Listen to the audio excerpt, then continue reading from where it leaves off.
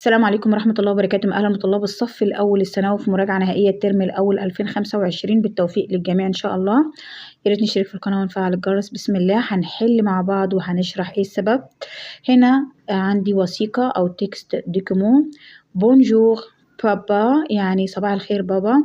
جو فو بريزونت أنا بقدم لحضرتك. فو هنا عايدة على بابا. مي دو كوبين يعني 2 من صديقاتي. كلمة كوبين مؤنث كلمة كوبان.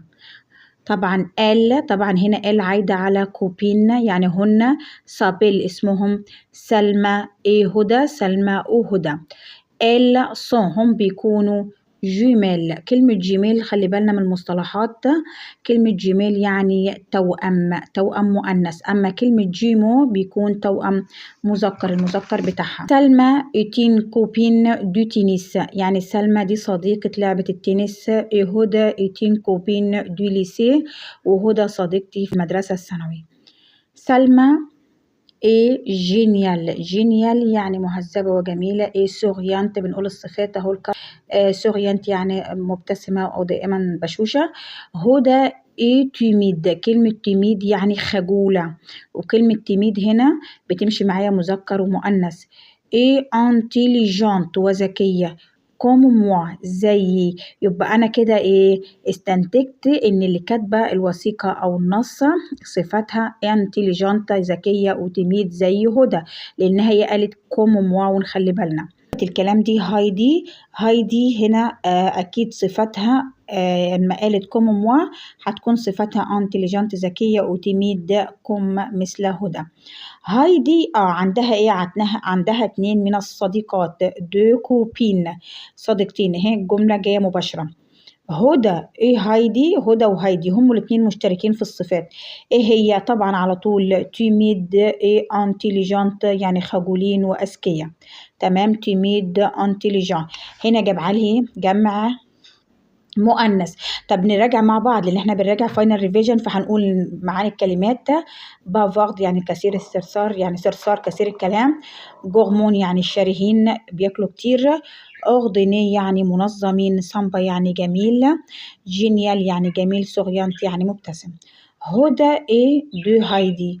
هدى بالنسبة لهايدي تبقى صديقتها في المدرسة الثانوية. هقول لا كوبين دو ليسي زميلة مدرسة ثانوي. هدى إتين كوبين دو ليسي. تمام. هنا لما أقول لا فوازين يعني جارة. دو كارتيه مربع سكني. سوبر كوبين يعني زميلة انترنت. فغي وفو صح وخطأ. هدى بريزانت سي كوبين ا سون بير. طبعا هدى بتقدم زميلتها لباباها. الإجابة هنا فو خطأ. ليه؟ هايدي هي اللي كاتبة وبتقدم لبابا يعني سون بير باباها. هدى سلمى سون جيميل. طبعا سون جيميل يعني توأم. هدى إن كوبين دي تنس عندها صديقة لعبة التنس. هدى. سلمى صديقة لعبة التنس. طيب هنا ناخد المواقف عن طريق الاختياري. تي ايدنتيفي ان كوبين بتعرف زميلة. تي دي هتقول لما اجي اقدم حد واعرفه هقول سي مازن ان كوبان دي جودو. هنا انه مازن لعبة الجودو. لا انا عايزة كوبين مؤنث. سي منى مع كوبين زميلتي منى دي تمشي معايا. إلسا بالعادل ما تمشيش معايا مذكر. فواسي عمر مون فوازان دو كارتيه يعني ها هو عمر زميل المربع السكني. لا خلي بالك هو دايما بيطلب مننا في المواقف 2 إجابة، بس هنا في الامتحان ده هو اختار قال خلي بالك لازم نقرا السؤال كويس. قال شوازيلا بون ريبونز يعني إجابة واحدة. طبعا نقرا السؤال هو عايز مني إجابة ولا إجابتين. طون أمي صديقك تو دوموند بيطلب منك. طون إيتا يعني الحالة بتاعتك. دي تقول هقول هنا كومون تيتابل اسمك ما تمشيش معايا. إلى كيلاج بسأل العمر ما تمشيش معايا. كومو إلفا كيف يكون هو. صافا تمام. خلي بالك مين اللي بيطلب صديقك وهو اللي قال. تبقى هيطلب منك سؤال هيقول لك صافا انت كويس ده علامة استفهام. طب هاخد مين يا ميس؟ ما الاتنين بيسألوا عن الإطال حالة.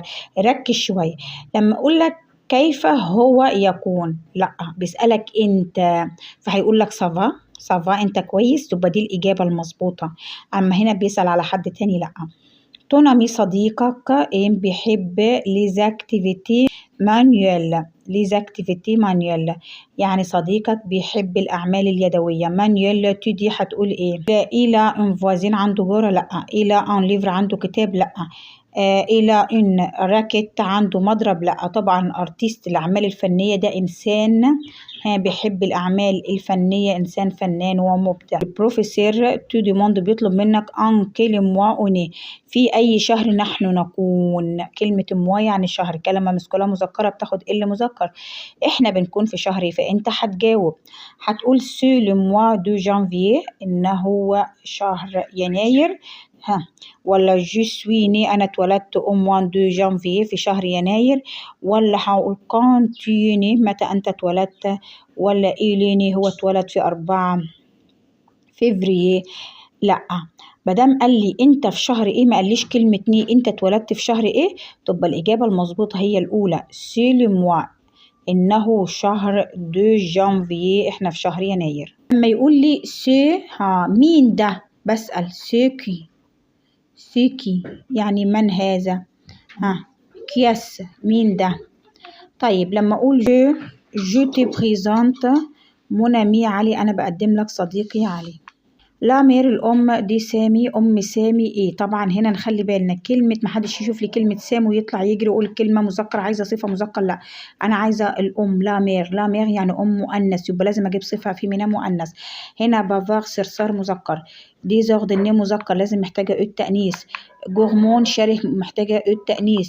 تبقى كلمة سامبا عندي بتمشي معايا مذكر ومؤنث، سامبا بتمشي معايا مذكر ومؤنث. هنا السؤال اللي بعديه كسكسي بسأل على شيء ما هذا شيء غير عاقل، فبقول سي. طبعا كوبان مرفوض خالص، فوازان جار مرفوض، إليف تلميذ مرفوض. براسولي حظاظة ودي شيء غير عاقل. لو بروفيسير المدرس سيزيليف التلاميذ بيحيي. طبعا هنا المجموعة الأولى المدرس كأنه المفرد، المفرد مع المجموعة الأولى بدي إيه آخر الفيرب إيه. هنا مع الجمع لو أنا بصرف مع الجمع. هنا لو بصرف مع التي. هنا بقى تعالي لو أنا خدت الفيرب خام يعني إيه غير مصرف بيكون مسبوق بفيرب مصرف، يعني بيكون قبليه فيرب مصرف. طيب أو كلمة بور. طيب يعني هنا لما أقول لك بور ساليو يعني عشان يحيي، بور سالي كلمة بور بيجي بعدها الفيرب في الانفينيتيف في المصدر.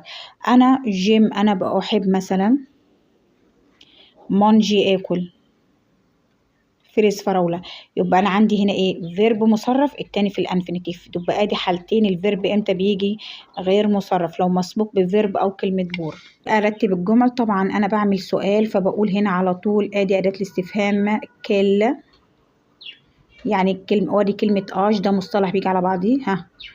كيلاج يعني ما عمر حضرتك. هنا افيفو يعني ما عمر حضرتك وحط علامة الاستفهام افيفو. هنا سون كوبان بافار مي هقول أصدقائي بيكونوا صرصارين. مي كوبان سون بيكونوا بافار، وادي اس الجمع. مي كوبان سون بافار زمايلي بيكونوا صرصار. السلام عليكم ورحمة الله وبركاته. تاريخ الميلاد بستعمل فيرب اتر ني يعني يولد فيه. امتى بستعمل لو ان او موا دو يعني يولد في شهر. هنا لما اقول جو سوي ني يعني انا مولود في شهر 8 جانفيي يعني 8 يناير، فبستعمل هنا لو تمام. يبقى الشهر مسبوق بنمبر بستعمل لو. طيب لما اقول جو سوي ني انا اتولدت في 8 جانفيي، رغم من هنا الاش ميو يعني صامتة يعني بعمل بعدها الا ابوستروف، ولكن في الحالة دي اللو تكتب كما هي ما تتعملش ابوستروف.